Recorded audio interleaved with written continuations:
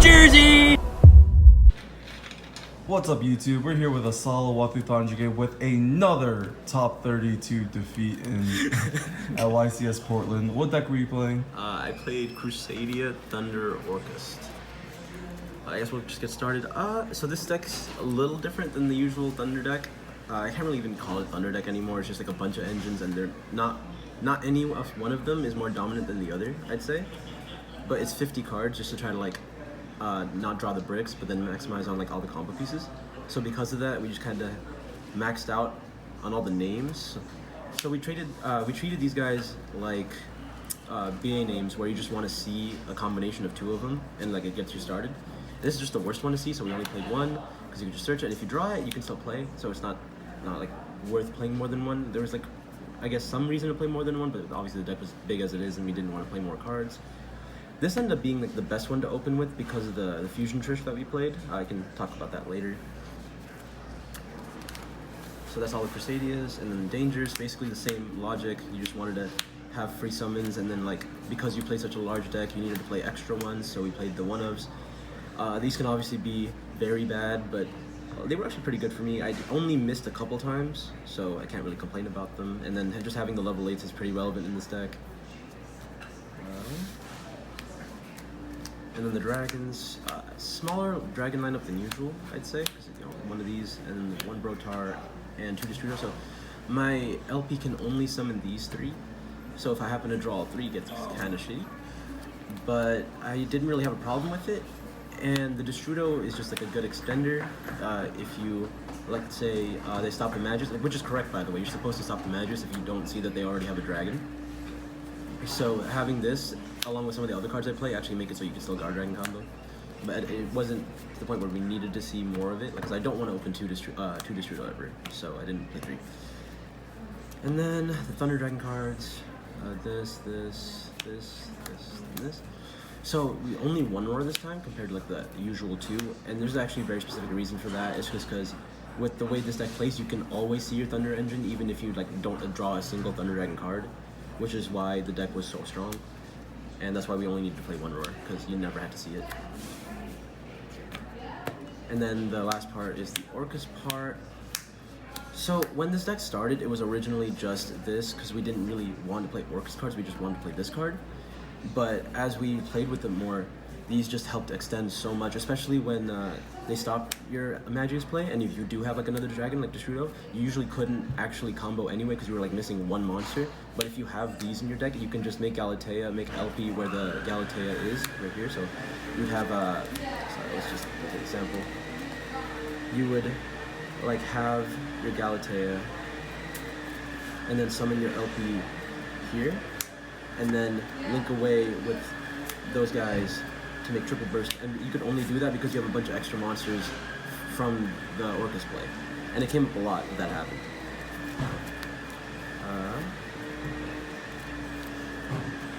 So yeah, that's the Orcust cards. This card is really, really good, especially in the grind game, because you use up basically your entire extra deck to make the play, and then this just helps you push after the fact. If they like spear mode you or something, it's just like another big body that they have to deal with consistently, and it's just a good extender too. And like it helps break boards because you can just summon it on their turn, like first turn, and then just have a monster on the board like that's 2 bodies, because like you can link away with it and summon it again.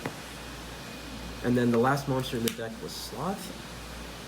This one is kind of weird. Obviously, it's like very bad going second, but it's just for your hieratic seal to have higher impact, which matters a lot in this deck because of the way we play.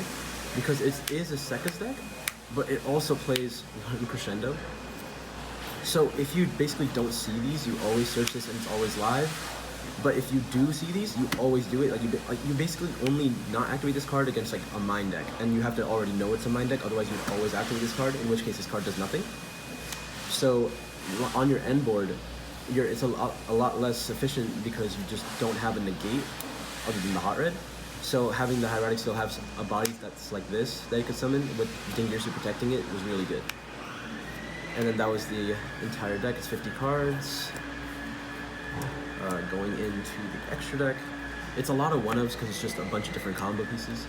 So it's Magius, this guy, and then it goes into the guard dragons. So this, and this, and then the hieratic seal, of course. These are like the normal dragon package, the minimum you need. And then the one nightmare, like this is the only nightmare we play, and it's usually fine. Mermaid and 2 Galateas, and then the 1 Ding. So Ding is very, very good in this deck because you can just naturally make it as a rank 8, but obviously you just make it with this combo. And playing the extra Galateas made it so you can actually just start with Ding to protect your Guard Dragon play. Like if you open like a bunch of extenders along with your Crusadia play, you can actually make Ding first before you LP so they can't get ogred. And then it happens a lot where you need 2 Galatea, where you just summon the first one, link away with it, just summon the second one, bring the other one back, and then have Ding like that, because you can't actually make sure that you have 2 level 8s anymore. It's very hard to keep 2 level 8s on the board with the play because you play the Trishula. And it's definitely worth linking away with the Levian you search to summon the Trishula every time. So you wanted to have a way to make sure you summon the Ding on the board. And then this was the monster you summon off Pain. It's still the best one. It's this can get super poly, but that actually happens a lot less with this deck because of the Trishula. And I'll explain that later, I guess. And 1 Colossus, only 1, because it's a very small Thunder Engine. You only need to summon it once, really. Like, if they get over it, you don't need to summon it again. It's just, you just finish the game with whatever pieces you have left and the Gizmek. So the Trishula, if you don't know what this card does, basically you banish 3 cards with different names, like 3 monsters with different names on your field to summon it. And if you use 3 dragons to do that, you get the effect where you banish 3 cards, 1 from the top of your opponent's deck, 1 from your deck of your choice, and 1 from your opponent's extra deck of your choice. So from your deck, you just banish the Roar to summon the Dark, so you always have your Thunder Dragon line. And then from their extra deck, you would hit their super poly target, or you would hit their like one of combo pieces like LP, Kagari, or like whatever useful card you find in their extra deck. And like, okay, sometimes hitting their top card could just end up hitting like a Roar or a Dark, and that kind of sucks, but it's usually not a problem because you're full comboing anyway. And doing the natural Guard Dragon play, you actually always get to summon this card because you end on, your board looks like this, and then the Levianeer you search, so you just banish this, and the Levianeer to get it. And it's also why it's important that you open Maximus. Maximus is the best one to open because of this card specifically, because if you don't have any more Dragon extenders, you would typically banish 3 lights to summon Levianeer, so you can bring back the Draco. And then you'd banish the Draco instead of the Levianeer, so you still have 2 dragons to link away for Hieratic Seal. And that's like a pretty big deal for this combo. Because Hieratic Seal is obviously very, very good in this deck, especially when you play slot. And then there's one other card in the extra deck. If I can find it. Where'd it go? Oh no. Oh, okay.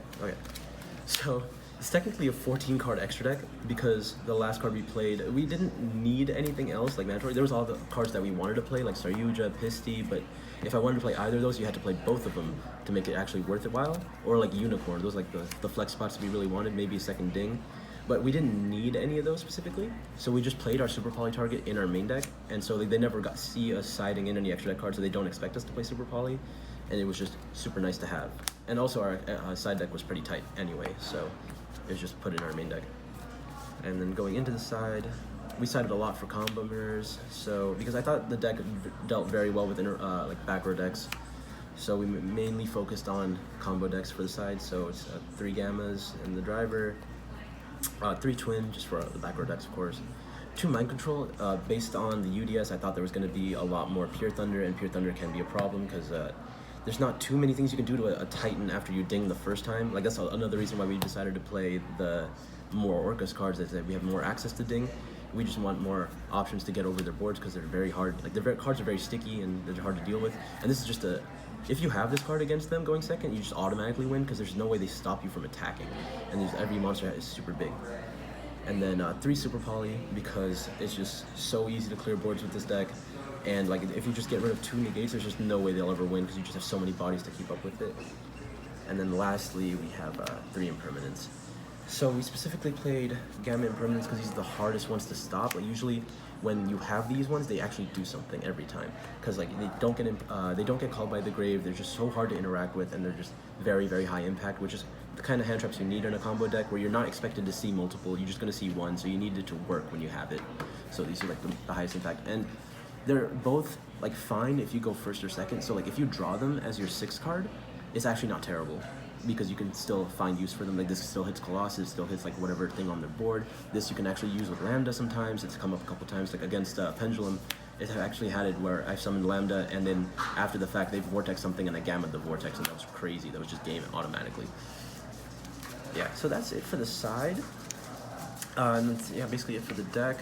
Shoutouts to Jesse, who I basically made the deck with, and then help from Dom. Dom played a very similar list, but like a smaller version, a thinner version of the deck, I guess. He didn't like the extra Orcust package, but like after playing it this weekend, I absolutely love it. I feel like you couldn't not play the extra Orcust. Shoutouts to everyone else who played the deck, Raph and all them, all the Europeans. Shoutouts to Fernan, shoutouts to Game Nation. Shout out to YuGiOh Market. Use promo code. What was that? Did you see Bombs5 for 5% off your order? And shout out to Nerdy Jersey. Thank you.